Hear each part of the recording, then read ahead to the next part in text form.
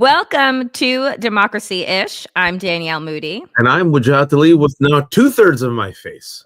We are so happy. You look like you're healing, and I love this for you. Yeah, for those who don't know, I got Bell's palsy last week. And then last week, if you saw me, I looked like Two-Face. I was like, "Narr!" I looked like I just came out of like the sewers. I haven't seen sunlight. And then you all were very kind with me. But now I can actually move a little bit of my mouth. Hey. So there you go. It's improving. You are feeling, you're looking good. He refuses to rest, dear people, but he, modern medicine, and while we still have it, is and you know what happened, Danielle? It's so crazy. Because you might appreciate this, because Danielle also hosts like 73 shows a week, even though she doesn't have to. She's like, you know what I should do? Add another podcast to my roster. And then we talk to each other. I'm like, Danielle, aren't you tired? I'm so tired. You know what I should do? Another podcast. So I did something yesterday. I slept, and I forced myself to sleep and like stay in bed for like 12 hours. And then when I got up, my face got actually better. So the rest, yeah, I know. Like, amazing. Helps. Who would have thought? Who would have thought? All right. So, yesterday was Thanksgiving.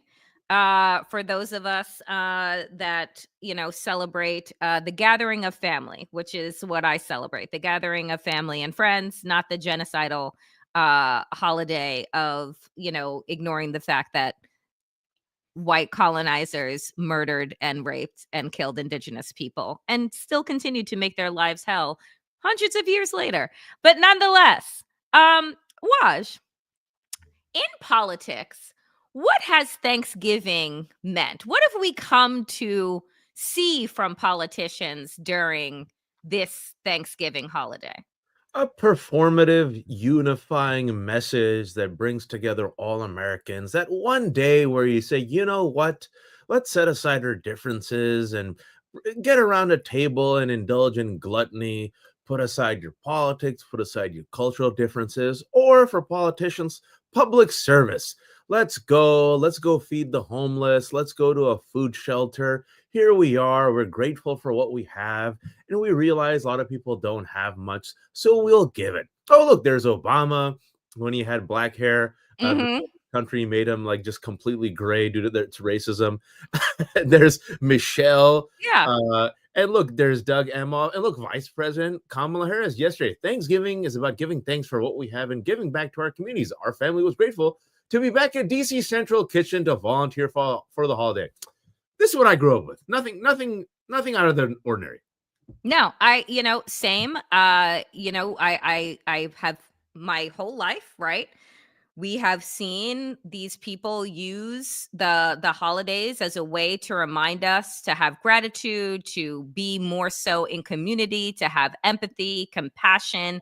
And, I miss the years and the bygone times when public service, right? Like if you were a politician or an aspiring politician, where should you be on Thanksgiving?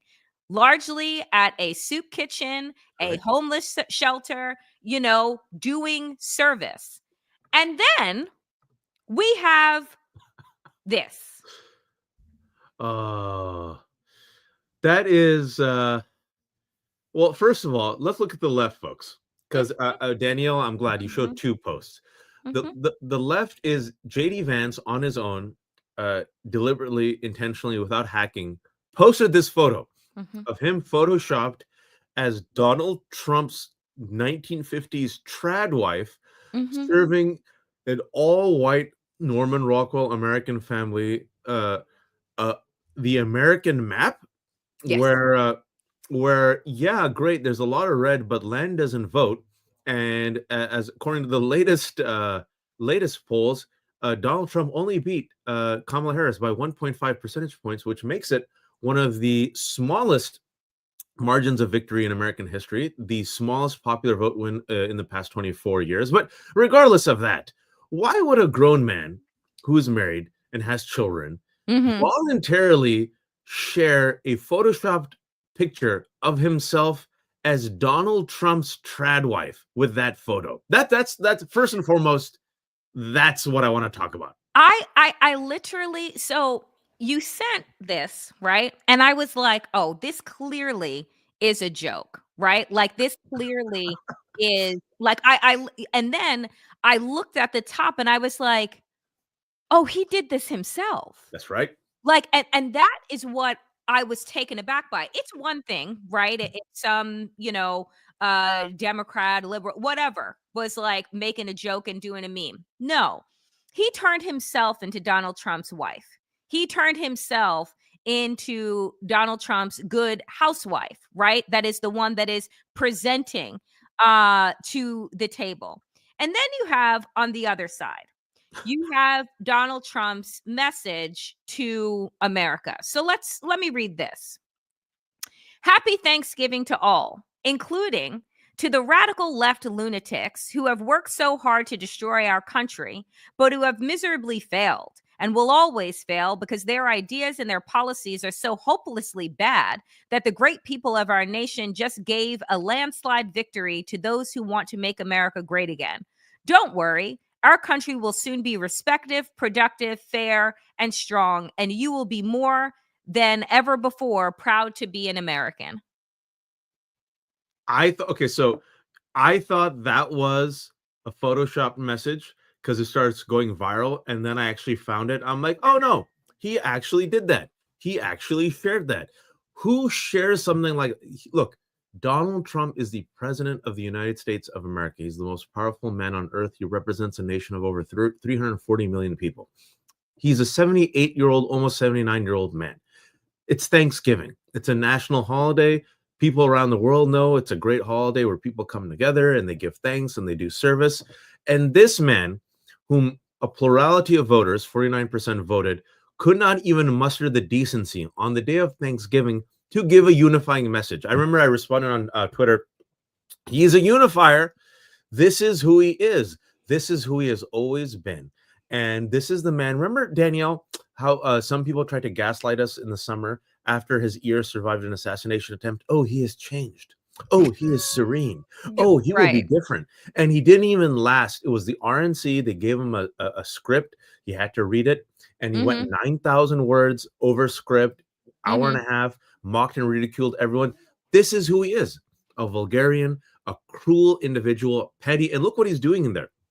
He cannot fathom that he actually did not win in a landslide. So just like the inauguration crowd, Mhm. just like the Mhm. 2020 election that he lost, he's now gaslighting because he's so petty, so vain, so venal. He goes landslide, landslide. And I don't know if you've been following folks on Twitter, but the right wing media is insistent that he won in a landslide. And what you should do, because these are the small joys in life, you should always belittle a bully, always challenge that. Say, nah, he won barely. He Yeah. barely won, and it drives him nuts. But this is who America decided to elect. You know, This. what troubles me so much, I mean, and obviously there is so much that troubles me, but it's the fact that, again, we just showed 3 slides of what has been considered to be presidential, as what has been considered to be decent. What has been the expectation of our leaders in this country, regardless to, and I could have found pictures of the Bushes, right, during their presidencies, also, at food kitchens and what have you, because again, that has been the norm until Donald Trump became president. And what he has done is given people permission to be their worst, most disgusting, most vile self. But I have to say this, that when folks say this is not who we are, no, Yeah, this is who America that's is. right. And I need for people to stop thinking that America is better. Donald Trump is very representative Yeah, of the other half of America, yeah, right? We just wanted to believe, and I still, to some consideration, believe that there are more decent people than there are vile humans. But Donald Trump is very much representative of an American populace that loathes decency, that's that right. loathes morals, that Yep. has no values, and that is craven and vicious and cruel. And they celebrate those things. And so, because we have lowered our expectations as a society for what we are going to stomach and tolerate, that is exactly why you get Donald Trump and JD Vance. And this is why this is the first thing that comes to their mind on a national holiday. Not the idea of bringing the country together, not the idea of just simply saying happy Thanksgiving to all and ending your post, No. right? It is the consistent belief that they are owning the libs, that they are the rough and tough guys in the room, and they're just coming in to slap people across the face in any which way that they choose. Like, that is who America has decided that they are, and that they want to represent us around the world. Danny, I'm so glad you said it because, and for those who don't know, we don't usually do notes. We do an outline of some of the big topics we want to talk about, but we don't script out the show, which I think makes it hopefully fun for all of us. But what Danielle just said, this is what America is. I've been thinking about this for the past 2 days. I have some family over, and I've been telling people, like, this is what America is. Donald Trump is quintessentially American. Now, people don't like hearing that. He is a product of America: whiteness, wealth, celebrity, fame, reality TV show, sex, scandals. It is America, right? And when people don't like hearing that, they're like, no, but we're better than this. Are we? This country would rather destroy itself than expand itself to include Black people as human beings. Civil War, still the bloodiest war in U.S. history. Think about it. Hey, the South, can you stop enslaving Black people and children? They're like, no, we'd rather secede and engage in a war, right? Hey, can you I don't know, stop segregating? No, we're gonna dress up as the KKK. Like, anytime this country has been given an opportunity, a chance to stretch and expand itself to actually be in action and indeed what it presents itself to the world, you have seen this country turn on itself. There's a segment of this country, what I've always said, and some people didn't like this, MAGA didn't like this, and the analogy I gave Danielle is, if given a choice between having us as co-owners of the house or like literally burning down the house, they will burn down the village. And you're sitting there like, you don't have to burn down the village. You're like, no, we have to burn down the village. And some people got so angry at me, but Jonathan Metzl, your friend, our friend, who wrote Dying of Whiteness, he told me that's almost the same exact analogy that he used, Jonathan told me. Yes. Is that when given a chance between equality or self-destruction, they're like, can't have it. I can't have Danielle and Waj as co-equals. We have to burn it all down. We don't even have to use the village as an analogy. Go into segregation in Jim Crow, which was the law of the land in this for 100 years. What did they do when people tried to integrate swimming pools in towns and communities, right? The white community members decided that they would rather drain the pool take away the opportunity for public access, right, to a swimming pool, and have their kids not learn how to swim, right?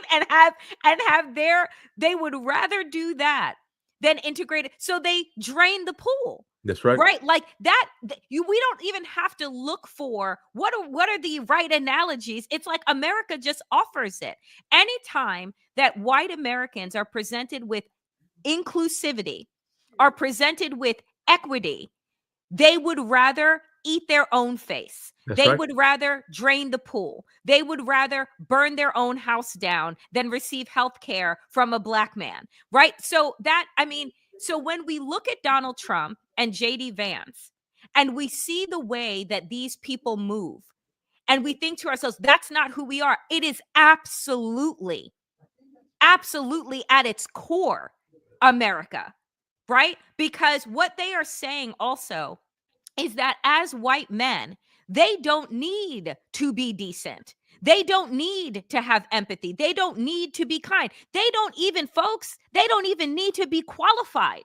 Nope. They don't need to be qualified because by virtue of their whiteness, right, that is the only qualification that they need. And so that's what the purpose, the big reveal to me, Waj, of this incoming administration is. It is about the fact that, like, I need to show you just how despicable, just how downright disgusting I am, and I can be because I'm a white man. And the rest of you have to figure out and twist yourself into knots on how you can be better and do better to catch up to us while we keep changing the rules of the game. And I think if I just lean into the analogy of the house owner, it's like we will allow you to be tenants in this home as long as you know your place and your role, and you never ever dare dream of becoming a co-owner. And aren't we benevolent and kind that we allow you to be tenants in our home? People might not like hearing this, but let just sit with an analogy for a second, and I think it makes a lot of sense and explains white supremacy and the mindset of MAGA, right? And as Danielle said, like, you're sitting there seeing the least qualified human beings on earth occupy positions that will literally uh, they rule over organizations and policies that will either kill our children or save our children. Just look at RFK Jr., this man who's not a doctor, a man who's a crank, who's promoted anti-Semitic and anti-vax conspiracies, a person whom Samoa relied upon. And as a result, in 2019, there was a measles outbreak and over 80 people died relying upon his crank anti-vax bullshit. And most of those people were children. They would rather have their children die. They would. What did I say before? We live in a country where people would rather have their kids shot at school and getting COVID than read a book by Toni Morrison. I mean, but like the fact is that I wish that we were being hyperbolic. I wish that we were making this up. But I think that Waj, a part of this is really us needing to understand that if we are ever to actually change this country, if this country is ever to actually change, then we need to get to the root of the problem, which Yeah, is that I continue to say that Donald Trump, right, has revealed America's truths to itself, that's right. right? I agree. I said in a post a couple of weeks ago, did Donald Trump reveal America or did he destroy America? And I said he revealed America. He revealed the part that we want to create all of these beautiful stories around and lie to ourselves about our moral or about our morality. So, yeah, And it's doesn't pay taxes, criminal, grabs women by the pee, reality TV star, all based on myth, just like Ronald Reagan, just like John Wayne. John Wayne was a failed surfer who got injured, then fell into Hollywood, and then created a myth around him as a tough cowboy. All BS, but has become foundational for American manhood. Ronald Reagan and Nancy Reagan. Go check out some stories about Nancy Reagan in Hollywood, folks. You will be amazed. Won't say it right now, it's Thanksgiving, but wow. These were these like liberal actors, and then Ronald Reagan was a sharp guy. Use that to get into politics, and voila, Reagan and Trump. Right? It's the myth of America. So I'm glad we're talking about this because I wasn't the only one just thinking about this, Danielle. I was thinking about like this dude because someone said, "How can people vote for him?" I'm like, he is America. He's quintessentially American, and that's something that we do not want to confront. We do not want to acknowledge, because if we confront it and we acknowledge it, the myth of America as this beacon of yep, equality, yep, it shatters. And then what yep. you have to actually confront is the inequities. You have to confront the racism, the bigotry, the misogyny. And nobody wants to confront that, especially folks in the establishment. What they instead want to confront is wokeness and identity politics. And they never, ever, ever, to this day, they never confront the identity politics of Donald Trump, which is rooted in whiteness. Without those identity politics, that guy would never be president because it's cultural anxiety instead of economic anxiety. And of course, they never actually want to confront their complicity in upholding these institutions. Yeah, and so let us move on to discuss again how we are going to move into a place where we are once again going to be ruled by social media post as opposed to actual real policy. So here we are, where Donald Trump has once again called out Mexico, right? And, Mexico, unlike the United States, actually had the ability to elect a woman to be president, President Claudia Sheinbaum. And so we all know Donald Trump is saying we're going to put on a 25% tariff for Mexico and for Canada because of fentanyl and because of the migrants and all of these things. And what Claudia Scheinbaum offered is that, oh, by the way, um, these guns that you're saying are coming in, they're actually coming from the United States into Mexico. 70% of the guns that are found illegally in Mexico are from America. And guess who else is bringing in the drugs? America. So, like, again, I talk about, you have to ask yourself a serious question, which is, why would people leave their homeland with nothing more than a knapsack on their back, Mm, stretch for weeks, right? Potentially losing life and limb, for women being raped, right? And tortured, all to get to this land. Probably, maybe we should think that if their country hadn't been destabilized that's right. for God knows how long because of American interference and extraction of their resources and their goods, and falling bad on our policy practices, that maybe if their countries were stable, guess what? People would have no need to leave. So if you actually wanted to address the real immigration crisis, you maybe want to get to the root as to why people are fleeing their country in the first place, and then look at who should be held accountable and responsible for it. And that's what Kamala Harris was trying to do. She was trying to see how the policies in these Central American countries, right, could be better, because if you actually make these countries stable, that will then reduce the flow of immigrants to the United States. Also, I want to remind people, during the 2008 recession, if you all remember, when things were so bad in America, 2008, 2009, we actually saw a decrease in the flow of immigrants. You know why? Because people are like, yeah, things are bad in America. We're not going to go there. So people flee their terrible situation to go to what they want is a better situation. No one wants to leave their home, right? They leave their home for opportunities. And if America is going to go back to being the shithole under Trump, people aren't going to come here, folks. People wouldn't want to come here, all right? The problem is here is, and I want to ask you this, Danielle. There's now, see, this is, how can I say, I'll be honest. I always try to be honest here. I am not cruel. I don't want anyone to suffer, because I want people to have healthcare. I want people to have opportunities. I don't need people to suffer to feel great again. But in the past week, I won't lie, I've kind of enjoyed myself. I'm seeing some Trumpers and some Trump voters actually Google tariffs. And I don't know if you've seen these videos on TikTok and Instagram and YouTube, that when people actually are telling them that a tariff are inherently inflationary and paid by the US consumer and not the foreign country, and will drive up costs, there's this moment in their, like, it's the same. They're like, wait, what? What? And they realize they just got played, and they just realize that these tariffs, which Donald Trump said is the most beautiful word in the English language, that's his exact quote. He said that on Joe Rogan. They realize the tariffs are going to F them, meaning they're going to F us. We're going to be the ones paying the extra costs. And then you see the look on their face that they just got played. When you see this, Danielle, what emotions does it invoke in you? Just being honest. Like, I mean, to be honest, like, it's, for me, it's deep, like, anger and frustration. Like, I don't look at it. I think to myself, I'm like, wow. I'm like, our public education system has honestly failed people, mm, right? Because we thrive on miseducation and undereducation.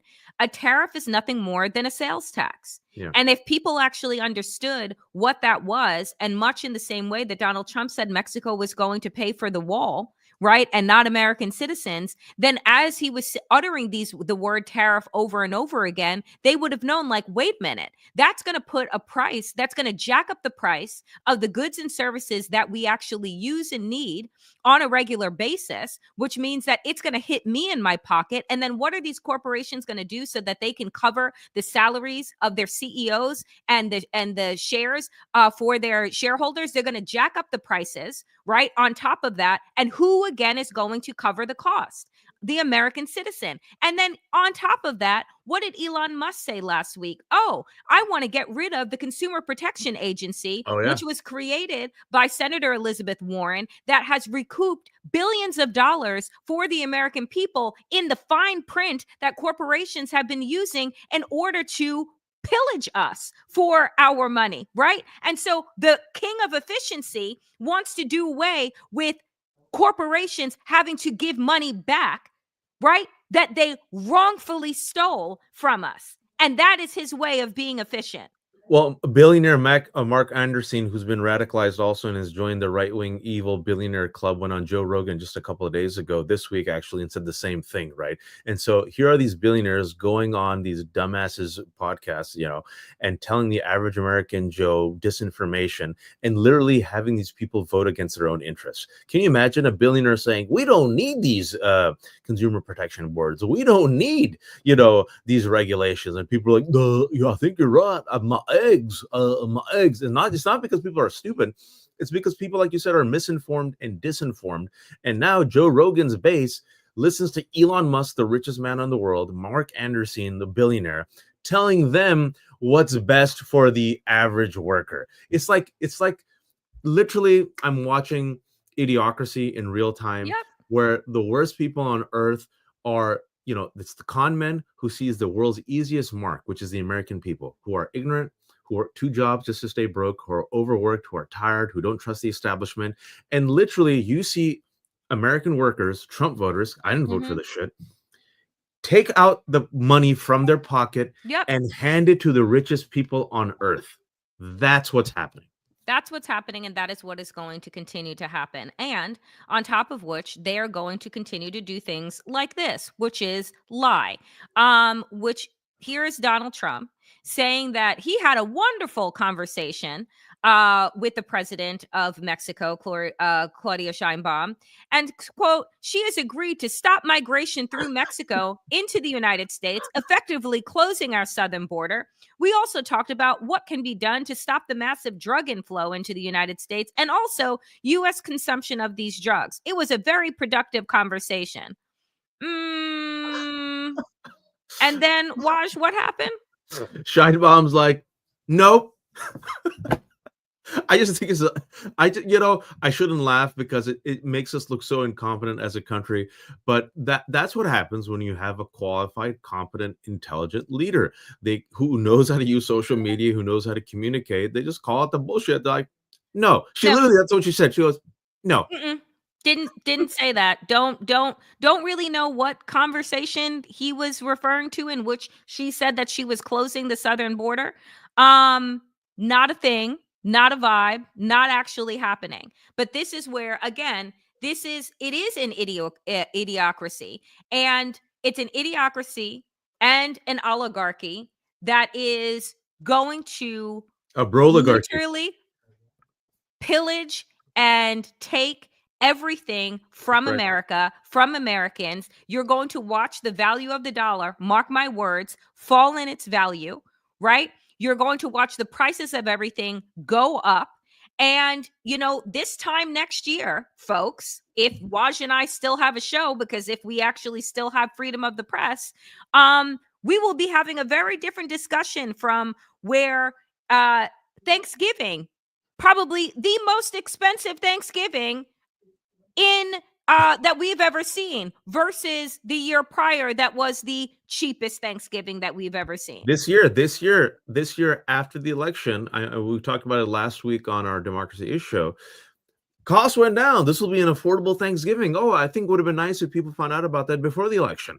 And as a result of these dumbass tariffs, and if he actually, and I hope not, but if he actually succeeds in even implementing, I'm talking about Donald Trump, if he succeeds in implementing even a part of his cruel deportation policy, that will, in addition to the humanitarian crisis, destroy local communities. Because who picks the berries? Who picks the vegetables? Who does all the sanitation work? Who does the cooking and the cleaning? Who does the landscaping? Who carries nurses and takes care of rich white kids in the Upper East Side? Mm, Immigrants, many of them mm, undocumented immigrants. So what happens, Americans, when that workforce overnight disappears? That workforce that actually gives its money to the local communities, that buys at the local shops, that actually rents, that actually pays their taxes. Undocumented immigrants actually pay more taxes than rich people. What then happens to your local community and the national community when this vital frontline workforce is removed to make white people feel better again? What do you think is well, going to happen? they will have $15 heads of lettuce. They will have go around into their grocery stores and wonder why certain produce isn't available, and if that is, like, while they're fighting over it, and the prices are so high, or nothing is there because guess what? There's no one to actually pick those produce in the first place. No arugula salad, So $37 avocado toast. right. So folks, like, we say these things. A very long time ago, there was a film that was created. It was satire. It was called A Day Without a Mexican. You can I watch remember it, that. right? You can watch it right here on YouTube. Google it, A Day Without a Mexican. And it was showcasing exactly what would happen if just all one day every single Mexican had disappeared from the country, right? And it went from, top top policy aides and advisors all the way down to those that are responsible for our produce, our children, this, that, and the other thing. It was a span of jobs and positions, and it showed over the course of the film what happened to America. This is where we are going to be. Before we get out of here today, because we're gonna end a little bit early because it's a holiday. Um, Waj, this is Mm, what's going to start to be our norm. mm. I feel like for the last couple of months, you and I have been discussing the rise in political violence, the rise in political threats, and how if Donald Trump was able to get back into the White House again, that these things were going to continue to be the norm. This is what happened yesterday. Donald Trump loves the old ultraviolence. At least 5 of Connecticut's 7 congressional Democrats were targeted by bomb threats. There was also a wave of swatting against Trump nominees. This is what's going to happen: lies, threats, and violence. Let's not forget, folks, that Donald Trump incited a violent insurrection in 2020. To this day, he refers to those violent insurrectionists as political prisoners, as freedom fighters, right? He promotes lies that he won the 2020 election that he lost. He openly encourages his base to commit violence against the press the week before the election.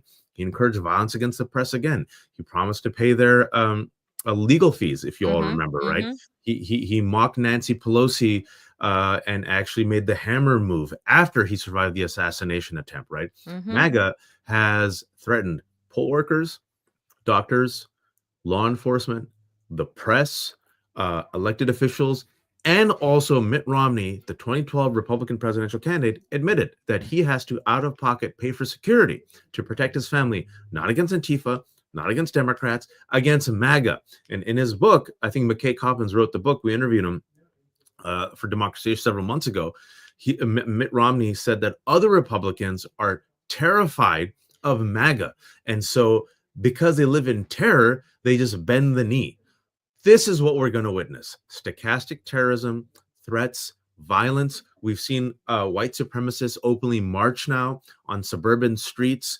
This is part and parcel of white supremacist terrorism, right?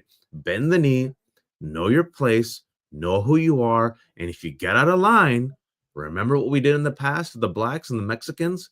Who's going Mm-hmm. to protect you? No one, because we're in charge now. Our guy who quotes Hitler is in charge, and he loves the ultra violence. And when given an opportunity in the 2020 presidential debates by not Sam Donaldson, Chris Wallace, Mm-hmm. 3 times he was given the opportunity to reject white supremacy, right? What Mm-hmm. did he say? Stand back Stand and back and stand stand by. by. And I think that, it's important for us, as we close out today, we continue to ask the question: will the Democratic Party meet this moment? Do they understand this moment? And I have continued to say that I don't believe that they will. No. That I don't think that Democrats understand this moment. And for the first time in my life in politics, I am saying that there needs to be a viable third party that doesn't come with all of the baggage of these other parties that have tried to develop over time. That we really need to use these years, right, that are ahead of us to begin to build the infrastructure of a party that is not bought and sold by corporations, that is not beholden to big dollar donors, that is actually beholden to the people of the United States, and that understands the landscape that we are playing in. that, Mm. you know, these ideas of, you know, be smiling in people's faces the way that Biden did with Donald Trump and welcoming him with open arms into the White House, where this man has called your family and your children everything but a child of God, where he has literally destroyed your character, and you smile and take photos, but you tell the rest of us that he is the most dangerous man, but you invite him into the house. So which fucking one is it? Yep. Is he dangerous or is he not? Yep. Right? Is he a threat to our democracy, or are we wishing him well? Which fucking one is it? And it is clear to me that Democrats really do not understand. And I want to play this because here is a post by folks, and I know that people have mixed feelings about the Pod Save America bros, which I share. But to a certain extent, sometimes they are correct. Where you're right is, like, there is something about a Democratic establishment figures that feel more comfortable with a Liz Cheney sitting at the table than with a leftist sitting at the table. It's gross. And that the disagreements with Liz Cheney are more kind of are acceptable, and the disagreements to the left are less acceptable. But one must ask the question, why is that acceptable? Liz Cheney is anti-LGBT. Liz Cheney is anti-abortion. Liz Cheney is anti-Democratic Party. Liz Cheney is the daughter of a rabid, warmongering, terrorist sociopath, Dick Cheney. And yet there are Democrats who are more comfortable with her than people who also would totally be on board with the Democratic Party, but I don't know, have maybe sometimes identical opinions of Liz Cheney on even LGBT issues. Like, Joe Rogan is a great example of this. Yeah. The Democratic Party has consistently utilized and weaponized, in the most cynical ways possible, identity politics. And I say this as someone who is infinitely more progressive than the average Democrat on these issues. Mm-hmm. They just use it. They use it against Bernie. They use it against every single person. And now they're dropping it themselves. That makes every Democrat look like a silly fool. That makes it does. In the eyes of Americans, they go, you called us racist, you called us transphobic, you called us crazy, and now you're saying, okay, my bad, we got to drop this woke shit.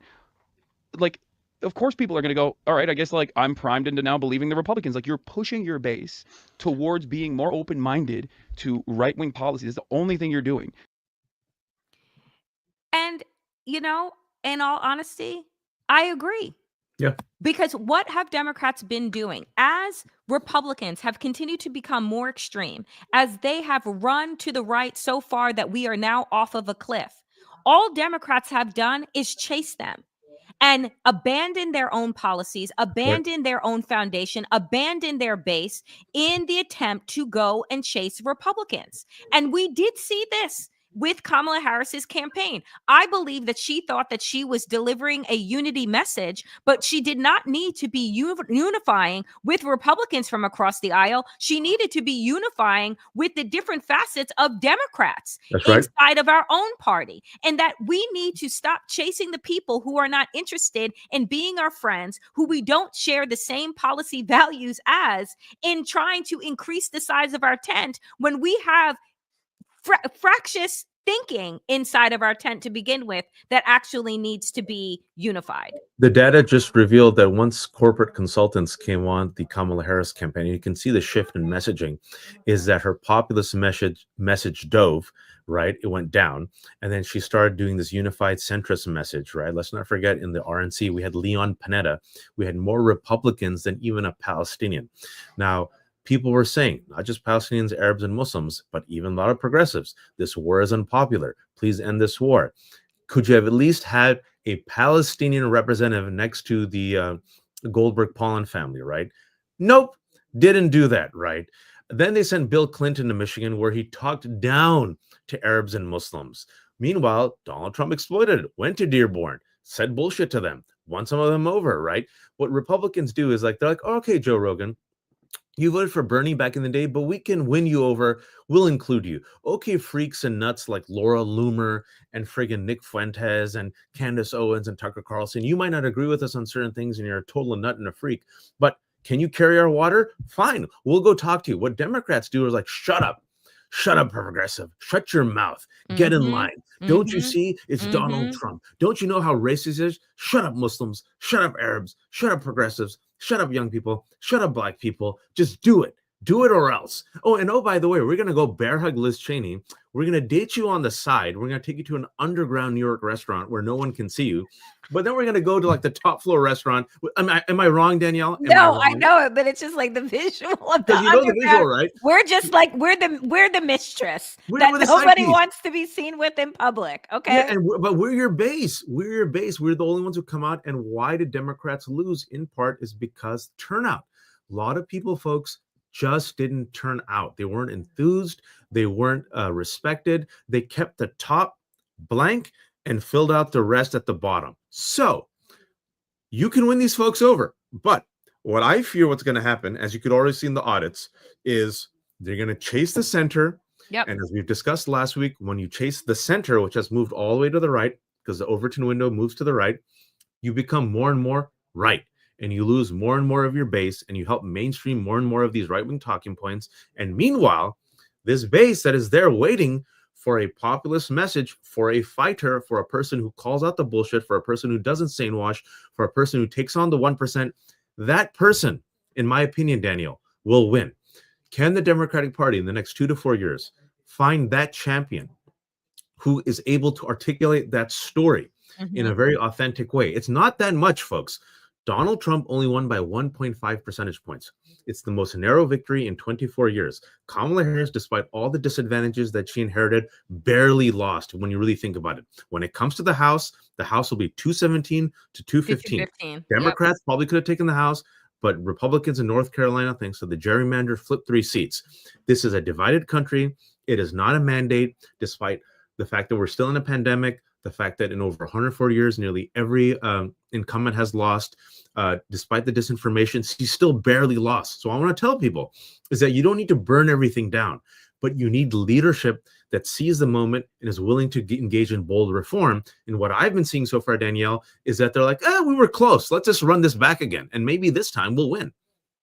Yeah, I will say, Sorry for my rant. No, the definition of insanity is doing the same thing over and over again and expecting a different result. I think that if Kamala Harris had not embraced, these corporate hacks, right, who have their own desire for this centrist goal, or this right kind of Democratic Party that looks like Republican light, that we would have won, right? And so, look, I close out today with this idea that we really do need to think about where we want to go in the future, that it isn't just wanting to be reactive to what it is that Donald Trump and MAGA Republicans are going to be doing now, through the next however many years, because folks want to believe that it's just 2 until midterms or it's just 4. And what Waj and I have been saying since the beginning of time, like this is just the beginning. Yeah. And mind you, they haven't even been sworn in yet.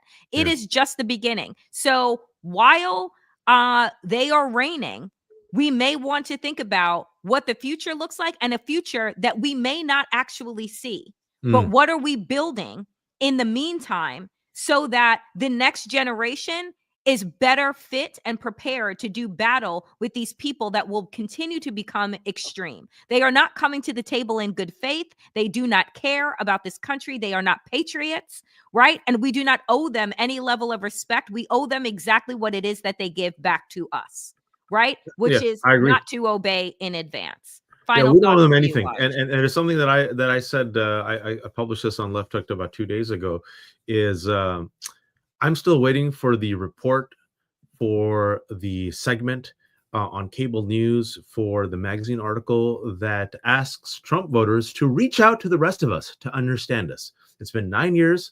It's been about 3 weeks since the election. Still haven't seen that article, Danielle. Have you seen that article? Have not. And so after 9 years, I'm not going to reach out. I've seen enough. I know these people. I reached out for 9 years ago. I understood it. And then they still voted for this guy. I've seen enough. I'm going to take care of myself. I'm going to take care of my family. I'm going to take care of my communities. And I'm going to build out the other half of America. And I actually think it's the majority, because most people don't vote, who will realize that this is a failed toxic experiment that is Donald Trump. He's going to F up because he always Fs up. Yep. And then we will, inshallah, go to a better future for all of our communities. And guess what? Not everyone's going to get there, as Danielle said, and not everyone's going to be on board, people. I'm not interested in reaching out to the centrists. What I've always said is the following: the caravan has to move forward. I believe the caravan will include 65% of Americans. For the 35%, the door will always be open, but it's up to you to jump on, not for me to invite you on. I've done that work. The door is open. I'm a Muslim. I'm generous. The door is always open, but now you got to do the work. I'm going to take care of this caravan, the 65%, and inshallah, try my best to move this country forward for the sake of my children. And as we end, I will say this. In honor of Thanksgiving, me and Daniel want to thank all of you, the 1,500. I mean, it's remarkable. You know, we just started this on a Friday. We didn't know, we didn't know if people would show up today, but we're like, let's just do it. We have, you know, we have some stuff to talk about. It's the holidays. Maybe people will show up. People did. We're on Twitter, we're on YouTube, and then afterwards we share this, and it's been growing. The longer that we stay on, we realize that actually for most shows, people tap out after 10, 15, 20 minutes. We keep growing. We started with 400 like 45 minutes ago, and right now we're at 1530. But because Danielle wants to like relax, and I have to feel my mouth. Yeah, we're gonna leave, and you know, we've grown. Danielle started with 0 YouTube subscribers. We do this on Danielle's YouTube show, and we're also affiliated with Mary Trump Media. I don't have a YouTube channel right now. I don't know if I will get one. So we just hosted on Danielle's, and Danielle now has almost 9,000 subscribers. And the way that this works is, if you're watching this on YouTube, if you look underneath the video, right, you'll see like a thumb up or a thumb down. That thumb up is a like. If you click it and like it, the elves in the algorithm love it. And also, if you see share, then right after we finish this, you'll be able to share it. The more that you share it, the better it does. And then you'll see Danielle's icon to the left. If you press subscribe, that helps the elves in the AI system. And then finally, if you look all the way to the right and you press on it, you look down, there's $1 and a heart sign. So there's a heart sign, there's $1 in it. Those are tips. Those tips go a long way. So thank you. We've already highlighted some folks who've given $5, $10, $2, $50. All of this is on inshallah money. We started something from the grassroots. This is for long term. We haven't made any profit off it yet. We haven't lost money off it yet, but all of this helps. So if you can like, if you can subscribe, if you can share any tips you all give, it goes a long way. And we're trying to build something up from the grassroots, because we realize that corporate media is not going to get it done. We realize the establishment is flawed and needs to be reformed, and we can't wait. No one's coming to save us. So Danielle and I have just, we just said, let's do it. Bismillah, let's start. So thank you for joining us, and hopefully we're going to just keep growing and growing and growing. And what did I miss, Danielle? That is it. Just thank you all so much to continue to support independent media. It is incredibly important. And thank you, Ruth. I'll say this on the way out, that thank you, the LA Times thank you, Mary Sue, has just decided to bring Scott Jennings onto their editorial board. Scott Jennings is the least thoughtful person from the Donald Trump administration, prior administration. He is a moron. He is on CNN. And what the LA Times has decided, on top of not endorsing a candidate this year, is that they're going to fill their editorial board with more right-wingers. And that is what you are going to see from corporate mainstream media. So if you want the truth, if you want no bullshit, no euphemisms, no rose-colored glasses, please continue to support independent media.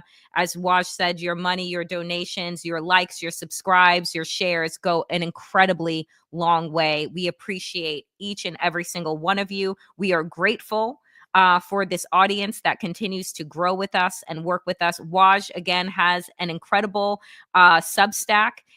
You all should subscribe to The Left Hook. It is free.